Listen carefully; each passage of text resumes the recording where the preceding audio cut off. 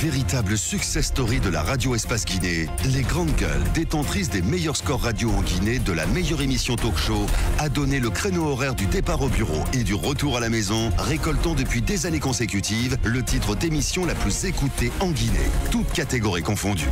Un grand total de plus de 5 millions d'auditeurs ont été fidèles au talk show Les GG, diffusé jour après jour sur toutes les stations du réseau Adafo Média de 9h à 10h30, un exploit qui restera longtemps dans les annales de la bande FM en Guinée.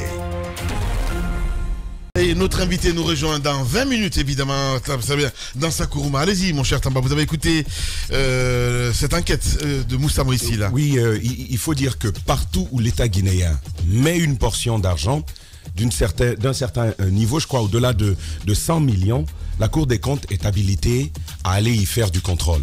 Et ce n'est pas que sur le cas de la Lonagui, il y a plusieurs communes du pays qui ont déjà été contrôlées par cette Cour des comptes-là. Mais on n'entend jamais rien.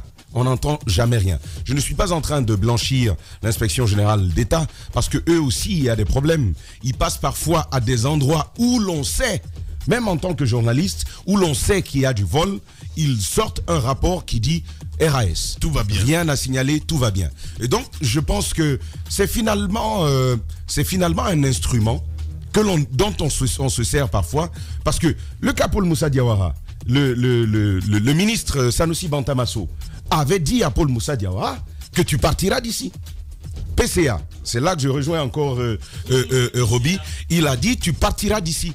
Il aurait même juré par terre et ciel que si tu pars pas, c'est que c'est pas moi, le Bantamasso dont on parle. Oui. Et donc, il a réussi à le faire partir avec tout ce que vous savez par la suite. Et donc, le cas que Moussa Moïse est en train de nous présenter, moi je ne dis pas que monsieur Haïdara est propre, mais il y a des similitudes étonnantes entre la procédure qui est celle de M. Haïdara et celle qu'on a vue à l'OGP avec Paul Moussa Diawara. J'ai relevé quelques éléments que je veux vous citer ici. Trois en l'occurrence. 10 secondes, hein, Trois en l'occurrence. Oui. Premièrement, la plupart des pièces qui ont été présentées pour certaines dépenses, ici par exemple, Haïdara note autour de 25 milliards de francs guinéens, la plupart des pièces qui ont été soumises ont été rejetées par les équipes d'inspection.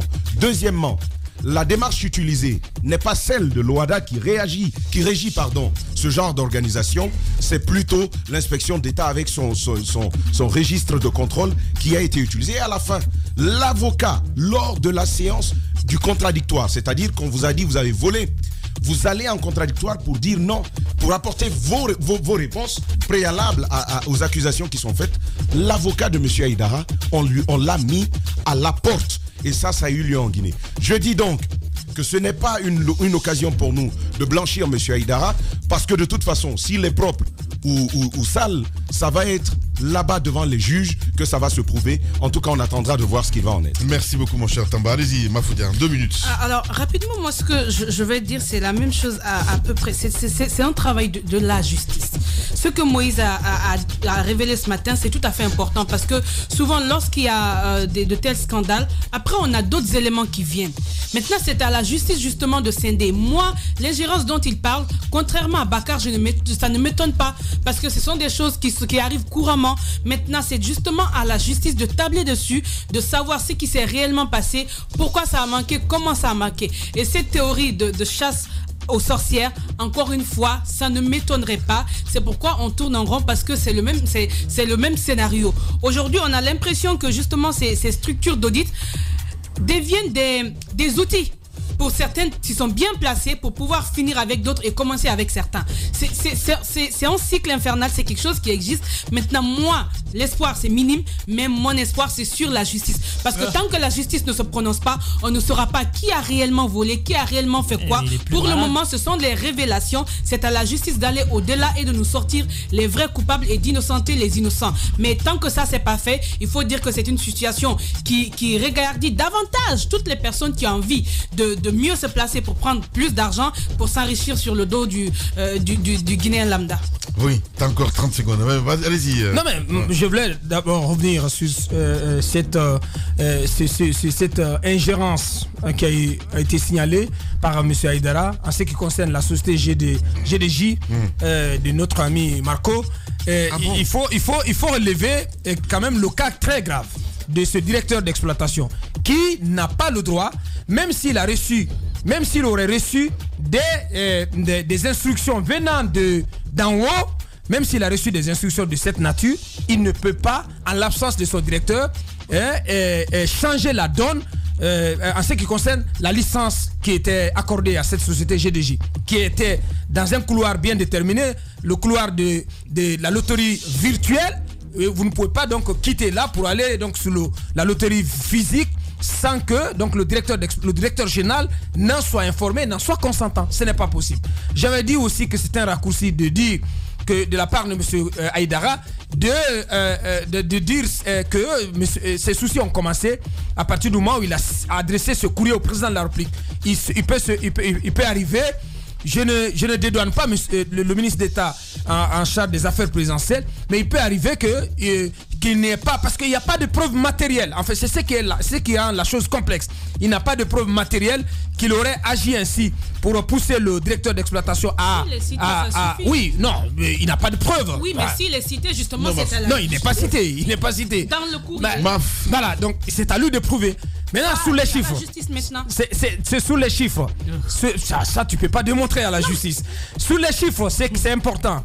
Moi, je dis que je suis étonné et effondré à entendre les chiffres qui ont été déclinés ce matin. Quand on parle de plus de 3 milliards pour autres dépenses, qu'est-ce qu'on met à l'intérieur de cette rubrique?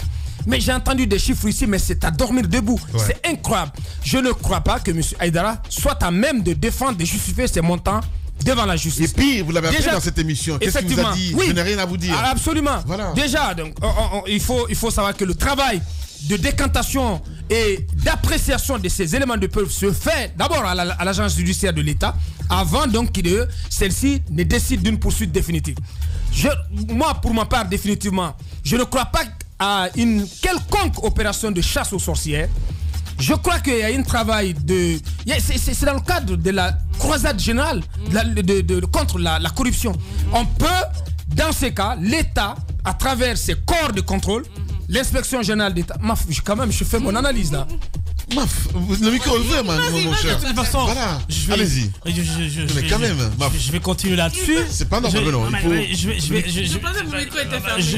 C'est pas fermé. Je vais continuer là-dessus pour dire à Abakar que même si c'est un travail, c'est une croisade contre la corruption, il faudrait que cette croisade-là soit entière. Il ne faudrait pas qu'on ait l'impression qu'il y a certaines personnes qui sont visées. Parce que si nous faisons la lutte contre la corruption dans ce pays-là, je pense qu'on s'attaquerait à toutes les structures dans ce pays. Parce que moi, on ne me convaincra pas qu'il y a une seule structure ici qui soit Blanche-Neige. C'est pas possible. Il y a eu la corruption partout, il y a eu des détournements partout. Il faudrait que les responsabilités soient situées à des degrés différents, certes, mais que ce soit situé. Mais si c'est ça la présentation de preuves contradictoires de M. Aïdara, je pense qu'il s'enterre lui-même. Il s'enterre lui-même parce que là, moi, tout ce que je retiens ici, c'est que vous avez les frais de mission, voyage et autres qui font 5-6 fois le salaire de la LONAGUI. Voilà, 2 milliards et quelques de francs guinéens pour voyager. Voilà. Alors que payer les fonctionnaires de la LONAGUI, on est à 400 et quelques millions. Non mais, je veux dire... je pose la question. Ouais. Mais la période... Non. Vas-y, Roby. Tu m'as attrapé. Vas-y, Roby. Tu m'as attrapé en route. Laisse-moi continuer mon analyse. Alors, ce que je veux dire, c'est que de là, de toutes les façons, c'est le même rapport de l'inspection générale du travail. Et donc, les périodes qui sont définies, l'inspection générale reconnaît et reconnaît pas d'autres lignes. Alors, je veux dire encore une fois que, pour moi, il est important que Maf parlait de la justice, mais sauf qu'elle est plus malade encore que ses régimes, Maf. Donc, malheureusement pour toi, malheureusement pour nous autres, que justice ne sera pas dite. Il n'y a qu'à voir la manière dont les procès de Paul et autres se tiennent. Encore une fois, dans ce pays, je pense qu'on n'est pas encore sorti de l'ornière, parce que tout à l'heure, là, je parlais des PCA, et dans les conclusions de Moussa, vous avez vu combien de fois le rôle du PCA, le rôle du conseil d'administration est important. C'est une ventouse, c'est cette espèce de masque qu'on vous présente à chaque fois que vous ne sortez pas les factures. On vous le présente, on va se réunir. Si tu ne fais pas le truc, on va se réunir la prochaine fois et tu seras mis à la touche. Et donc, à ce niveau-là, je pense que vous êtes obligé de les engraisser parce que vous êtes obligé de les entretenir parce qu'à un moment donné, c'est eux qui vous maintiennent là.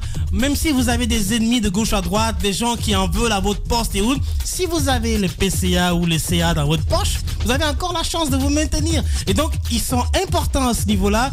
D'où, pour moi, je prends ma tête lorsqu'il y a des nominations au sein de ces conseils d'administration. Bien. Politiciens véreux, fonctionnaires corrompus, promoteurs immobiliers voyous, justice passive. La Guinée devient-elle mafieuse ? Les grandes gueules d'Adafo Média ne lavent pas plus blanc, mais vous permettent de défendre votre pays en vous informant. Avec les grandes gueules d'Adafo Média, dénoncez les turpitudes, nous garantissons le secret des sources. Envoyez vos documents à espacefmguinée.info, rubrique Contact. Les grandes gueules d'Adafo Média ou le socle de la liberté d'expression en Guinée.